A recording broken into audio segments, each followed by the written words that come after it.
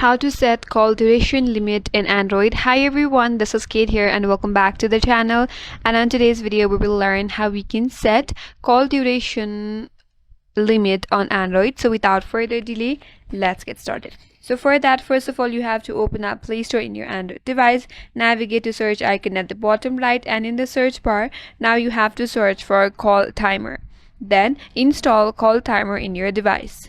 Once the installation is complete, you have to open up the call timer in your device.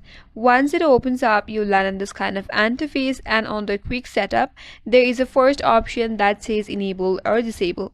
So to enable call timer in your Android device, make sure that you tap on that checkbox, and once you do that, now the application is enabled in your device. Now to set the call duration limit, head over to minutes, and then you have to add your preferred minutes for your call limit or call duration limit. So set the minutes according to your preferred choice. Once done, tap and save. There you have an option to add the seconds as well. So tap on seconds. You could also add the seconds. Once done, tap on save. So that's it. That's how you can set call duration limit in Android. And that's all for today's video. Hope this video was helpful, and if you're new to our channel, consider subscribing. Thanks for watching and stay tuned for more videos.